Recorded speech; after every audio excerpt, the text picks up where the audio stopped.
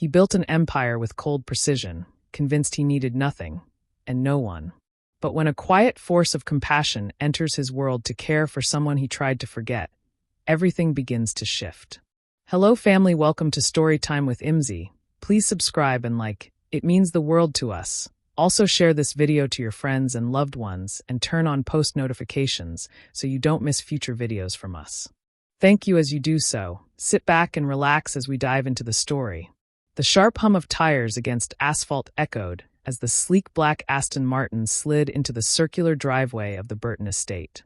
Set on the northern edge of the Hudson Valley, the mansion stood like a forgotten monument, stone, glass, and steel wrapped in silence. It was the kind of silence that didn't come from peace, but from absence. The absence of warmth, of family, of life. Adrian Burton stepped out, suited in custom charcoal wool that fit him like armor. His features were cut with a sculptor's precision, handsome in the way that magazine covers adored but unapproachable in every sense. Cold blue eyes scanned the front facade with indifference, as though even his own home failed to spark recognition. The housekeeper greeted him with a subdued, "Good evening, Mr. Burton." He nodded curtly and strode inside. His phone vibrated. An alert from the London office. Another acquisition. Another win. He swiped it away with disinterest. He was a man who had everything. Private jets. Boardrooms hanging on his words. An empire carved from risk and precision. But none of it registered as remarkable to him. Success was expected, not celebrated. Only the unexpected call from the hospital 2 weeks earlier had disrupted his relentless pace. "Your mother suffered a major stroke, Mr. Burton," the doctor had said. "She'll require long-term care." He hadn't seen Margot in almost 6 years. Not since their final falling out, sharp and unfinished. She'd once been a force, formidable, proud, and emotionally austere. The woman he found in that hospital bed had been something else entirely. Fragile. Silent. Trapped in a chair, barely able to move the right side of her body, and yet her eyes still held defiance. It didn't matter. She was his responsibility now. He wouldn't let her rot in some sterile facility. He had arranged everything. Renovations to the East Wing, new medical equipment, a team of therapists. And a nurse. A live-in, full-time professional. He didn't remember her name, something simple, he thought, but she was due to arrive that evening. He poured himself a scotch as the grandfather clock chimed 7. Rain whispered against the windows.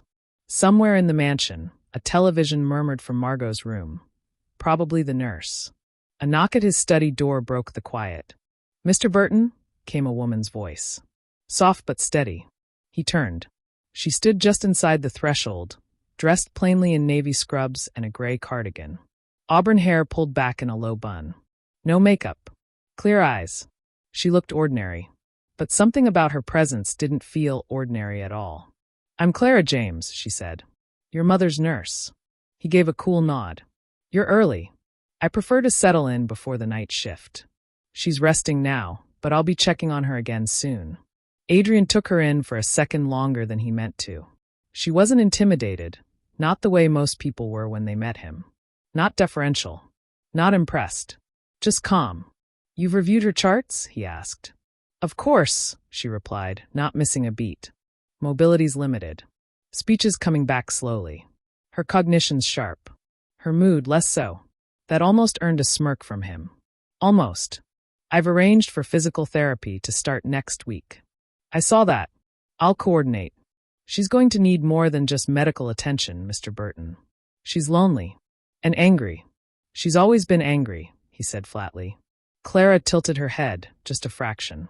"Then maybe now's a good time for both of you to try something different." He didn't answer. Just sipped his drink and stared at the fireplace. Clara didn't linger. "Good night, Mr. Burton." As she left, her footsteps disappeared down the long, marble hallway, and Adrian was alone again. But something lingered. Something unsettling. He didn't believe in love. He barely believed in kindness. But for the first time in years, someone had spoken to him like he was a man, not a title. And somehow, that was far more dangerous than anything he'd faced in business. The morning light filtered through tall windows, washing the Burton estate in soft gold, though nothing inside seemed to notice. The halls remained hushed, the furniture untouched. Even the air had the stillness of a place that hadn't been truly lived in for years. Clara James was already up, tying back her hair in the guest quarters adjacent to Margot Burton's room. She moved with the kind of quiet efficiency that came from experience. No wasted motion, no noise, no performance. She wasn't here to impress anyone, least of all Adrian Burton. Margot had been restless through the night. Clara had adjusted her pillows twice, helped her with water, sat with her through a silence that didn't need to be filled. It wasn't just medical care. It was something else, something more human. And Clara knew that was the part Adrian wouldn't understand. Yet, she found him already in the kitchen that morning, dressed in a crisp shirt and dark slacks, standing at the marble island like a stranger in his own home. A French press sat untouched beside him. "Good morning," Clara said as she poured water into the kettle. He looked up, brows raised just slightly, as if surprised she'd speak to him at all. "Morning," he replied after a beat. "Your mother's more responsive today," she continued. "She's asking about breakfast. She said she wants eggs, but I think she just wants to argue with someone about how I cook them." Adrian's lips tugged into something almost resembling amusement. "That sounds like her." Clara studied him out of the corner of her eye. He was perfectly put together, collar stiff, watch gleaming, face unreadable. And yet, she sensed tension beneath the polish. Not nerves. More like resistance. "She doesn't talk about you," Clara said softly. "She wouldn't. She still notices when you leave the room." He looked away, pouring himself coffee. "Noted." Clara didn't press. She didn't need to. Silence could be more telling than words, and Adrian's silence was loud. Guarded. Wounded, even if he didn't realize it. "She asked me last night if I believed people could change," Clara added casually, reaching for a bowl. "Told me not to answer. Just wanted to hear the question out loud, I think." He froze for half a second. Then, in a tone too flat to be sincere, "I don't." Clara cracked an egg. "You might be right. But you live here now. With her. That's a change, isn't it?" He didn't reply. Instead, he walked to the window, gazing out at the mist rolling over the estate grounds. For a man who had built his fortune on numbers and control, something about Clara's presence clearly unsettled him. She didn't challenge him. She simply didn't bend to the gravity he was used to pulling people in with. After a moment, he said, "Why did you take this job?" Clara looked up. "What do you mean?" "You could have worked in a hospital. Private clinic. Somewhere easier. Safer." She shrugged. "Maybe. But people like your mother don't need convenience. They need consistency. Presence. And people like me?" Clara's gaze didn't flinch. "I'm not here for you, Mr. Burton." She turned back to the stove, calm as ever, and the conversation ended there. But not the tension. Not the shift in the air.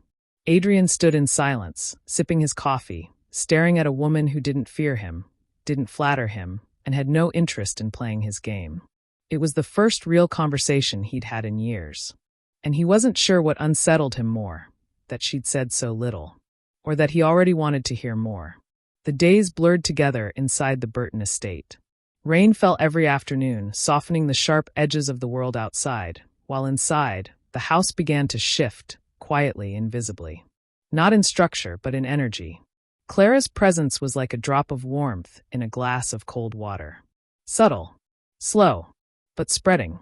Adrian noticed it in the way the staff moved more easily now. How the housekeeper, who used to keep her eyes low, now chatted softly with Clara in the hallway. How Margot's voice, though raspy and slurred, now rose in annoyed but familiar tones from her room. Tones that sounded like life returning. He hated how often he found himself listening.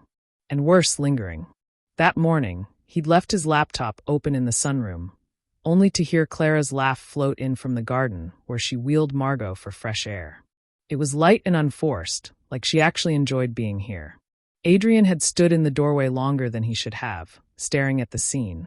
Margot wrapped in a shawl, Clara gently teasing her about her stubbornness, the wheelchair positioned just right so Margot's feet could catch a bit of sun.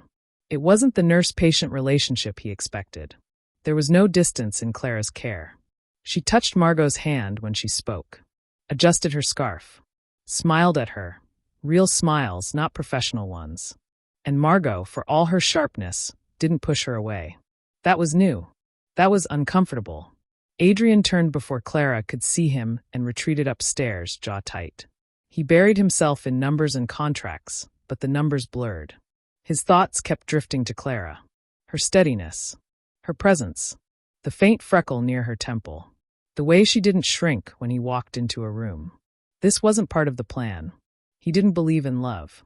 Not just in a hardened, cynical way, but truly didn't believe it existed. What people called love, he'd always considered projection. Weakness. A distraction that made men foolish and women desperate. His father had been cold. His mother colder. He'd been raised in rooms full of beauty, but empty of affection. No one taught him what tenderness looked like. Yet here it was, walking his mother through her pain like it wasn't a burden. Like it mattered. That night, he passed Clara in the hallway. She was carrying a tray of tea from Margot's room.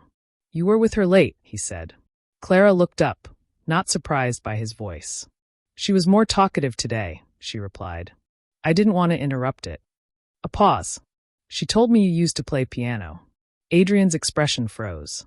"She told you that?" he asked. Clara nodded. "Said you stopped when your father died." His voice dropped. "It wasn't worth continuing." "She didn't say it like it was a tragedy," Clara added gently. "She said it like it was a waste." Adrian held her gaze, unsettled. The hallway felt smaller, the silence heavier. He wasn't used to being seen, and Clara wasn't even trying. She just did. "I'll be around if she wakes again," Clara said, lifting the tray. "Good night." He nodded. But that night, Adrian didn't sleep. He stared at the ceiling, heart unsettled by a laugh he couldn't stop hearing, and a woman who, without asking for anything, had already started to rearrange the cold furniture of his mind. And he hated that part of him didn't want her to stop. The following Saturday was unseasonably warm. Sunlight broke through the clouds for the first time in days, scattering gold across the lawn. It was the kind of morning that tempted even the most reclusive hearts outside. Clara found Margot near the window, staring out at the lake just visible through the trees. "I used to walk down there every morning," Margot murmured. Her words were slower these days, but deliberate. "Before all this." Clara glanced at her. "We could go." Margot's eyes lifted, skeptical. "You don't think I can handle a hill?" Clara teased. "You wound me." It took some effort, gathering supplies, blankets, a picnic tray, and convincing Margot it was a good idea. But by mid-morning, they were on their way down the narrow gravel path that wound from the estate's rear garden toward the water. Clara pushed the chair with steady strength, careful of the bumps, talking all the while to keep Margot's mind off the struggle. Adrian watched them go from the balcony above. Something about it unsettled him. It wasn't jealousy, not exactly, but he couldn't ignore the tug in his chest as Clara moved easily around his mother in a way he never could. He didn't like the way it made him feel, useless, distant. Human. A half-hour later, he found himself at the path's edge, hands in his pockets. Margot noticed him first. "Look what the wind dragged in." Clara turned, shielding her eyes. "Didn't think you were the lakeside type." "I'm not," Adrian said, approaching. "But someone should keep an eye on you both. There's a history of questionable judgment in this family." Margot snorted. Clara smiled. He took a seat on the edge of the dock, legs stretched out, shoes nearly brushing the water. Clara resumed arranging their small spread. Thermoses of tea, small finger sandwiches, and apples sliced into perfect wedges. "I didn't expect to see you out here," Clara said casually. "I needed air." She raised an eyebrow. "And this is where you chose to find it." He glanced at her. "Is that a problem?" "No. Just rare. I'll alert the press." A brief flicker of amusement passed through Adrian's eyes. Silence fell between them, but it wasn't awkward. The sun warmed the wood beneath them. The lake rippled gently, the breeze moving through the trees like a sigh. Margot leaned back in her chair, eyes closed. "I forgot what quiet felt like." Clara poured her tea, adjusting the blanket around her legs. Adrian watched quietly. The way Clara moved was intentional, but not performative. She didn't fuss over his mother, she honored her. With respect. With presence. "I used to come here when I was a kid," Adrian said suddenly. "Before things got complicated." Clara looked at him, but didn't speak. She knew better than to fill the space he had just opened. "She was different then," he continued. "Or maybe I was." Clara passed him a cup of tea. People change. Or reveal. It's hard to tell. He took it without thanking her, but his voice softened. Do you always talk like that? Like what? Like you're reading from a book I'm not smart enough to understand. She grinned. Only when I think someone might be listening. And to his own surprise, Adrian laughed. A real one, low and short but honest. It shocked Margot enough that she opened one eye and said, "Well, I'll be damned." They stayed at the lake until the sun dipped low behind the treeline. When Clara pushed the wheelchair back up the path, Adrian walked beside her. He didn't offer to help. She didn't ask. But they moved in sync. And for once, Adrian didn't feel the need to be anywhere else. A summer storm arrived just after dusk. Thunder rolled lazily in the distance, and the sky cracked open with a sudden downpour that hammered against the estate's tall windows. Power flickered twice, then failed altogether, plunging the Burton mansion into soft, heavy darkness. Clara lit candles in the hallway without panic. Her movements were steady, practiced. The kitchen still held a trace of warmth from dinner preparations, and she'd just been helping Margot settle into bed with a book when the blackout hit. She'll sleep through it, Clara said aloud, mostly to herself. She stepped into the dining room and paused. Adrian was there, standing near the large oak table, a candle already lit beside him, casting shadows across his sharp features. The storm made him look carved from something older than himself. His tie was off. His sleeves were rolled. He wasn't dressed like the Adrian she first met. He wasn't behaving like him either. "I didn't know you cooked," he said, nodding at the covered dish Clara still carried in her hands. She shrugged. "I learned early. My mom worked nights. Someone had to feed my brother." Adrian gestured to the table. "You can eat in here." "You sure? I think the chandelier will survive without an audience." Clara smiled faintly and sat down across from him, the candle between them. She uncovered the dish, pasta with lemon and thyme, simple but rich with aroma, and passed him a plate without asking.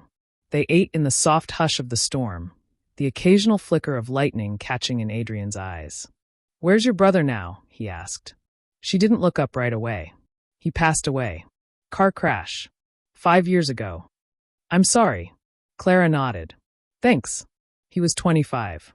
Funny. Wild. Always in trouble. I miss him every day. Adrian's voice was quieter now. "I didn't know."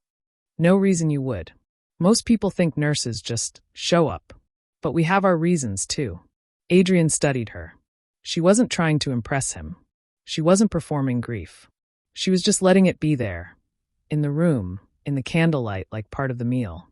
"I wasn't close with my father," Adrian said. "He wasn't built for closeness." "And your mother?" "She tried," he said, then paused. "But love felt like control in our house. I learned early not to need it." Clara looked up, and for the first time since she arrived, she saw it, the loneliness behind his composure. It wasn't coldness for the sake of cruelty. It was distance for the sake of survival. "I don't think you're nearly as unreadable as you want to be," she said softly. His breath caught. He wasn't used to being seen like that.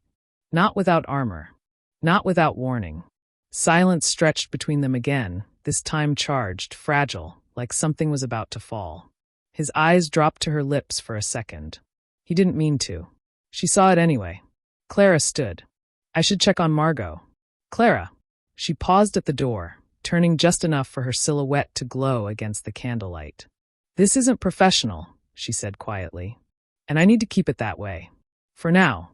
Then she was gone, her footsteps swallowed by the dark hallway, leaving Adrian alone with a candle, an unfinished plate of pasta, and the distinct feeling that something in him had just shifted permanently. The storm had passed by morning, but its aftermath lingered in the Burton house like a bruise. Adrian stood at the edge of the balcony, staring out over the soaked lawn. The gravel path to the lake shimmered with puddles.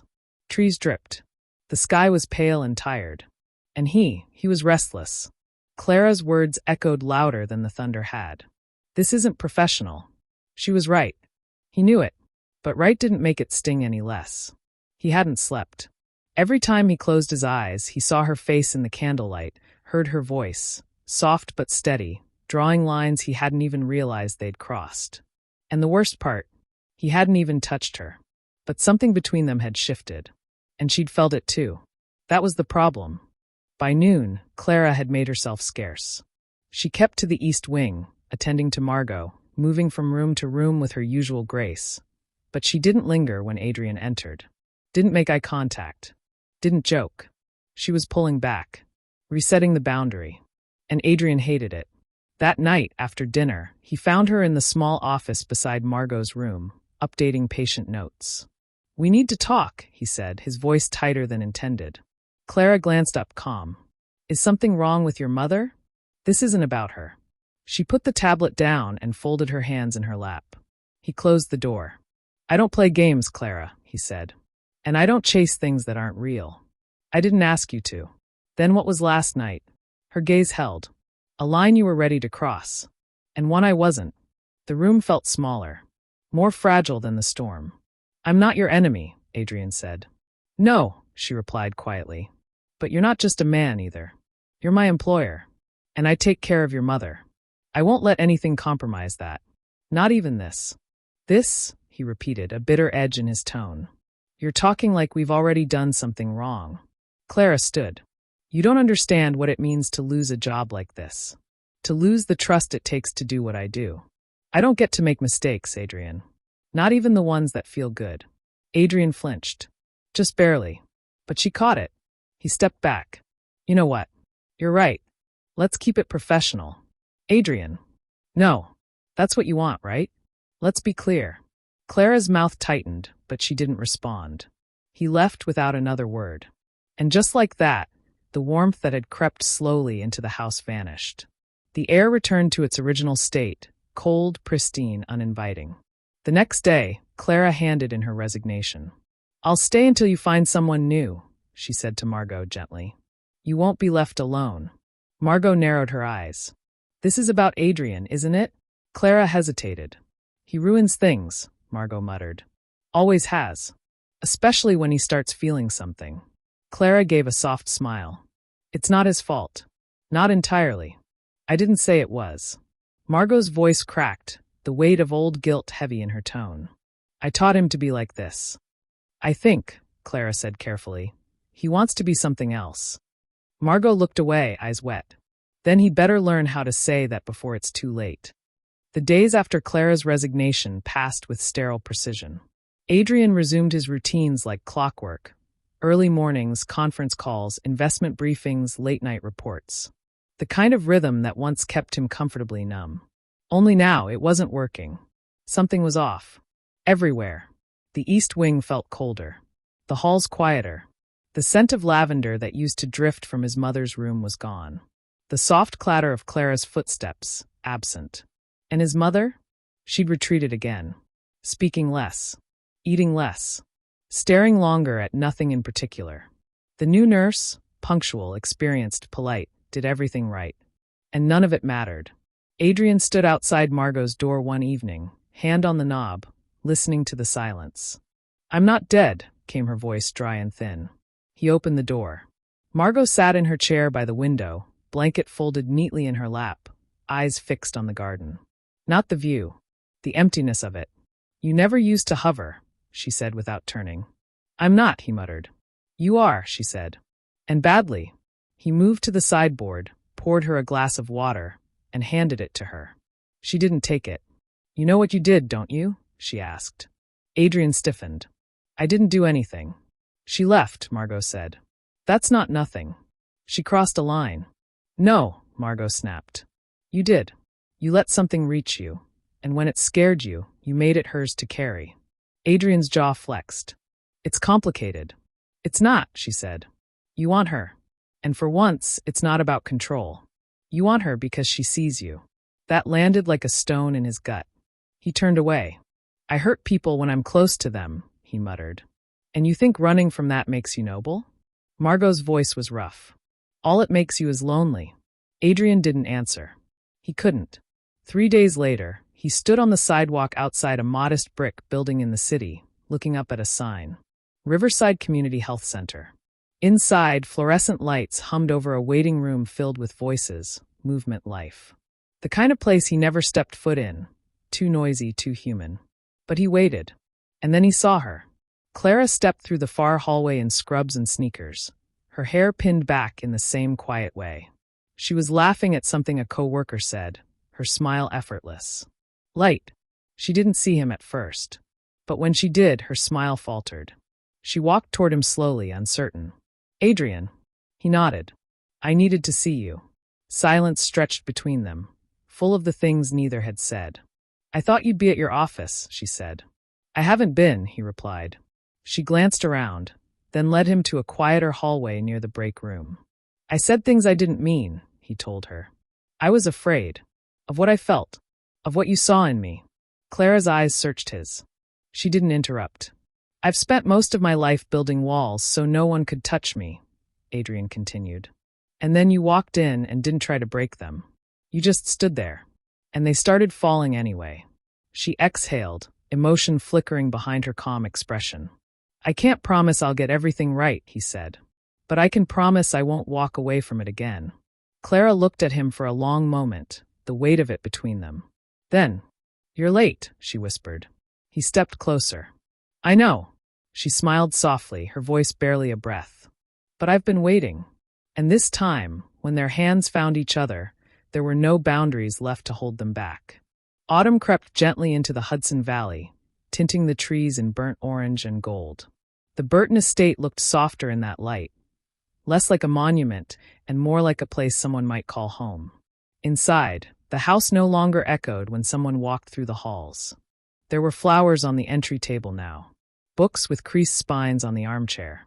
Music, not loud, just something soft and classical, played from the living room most evenings.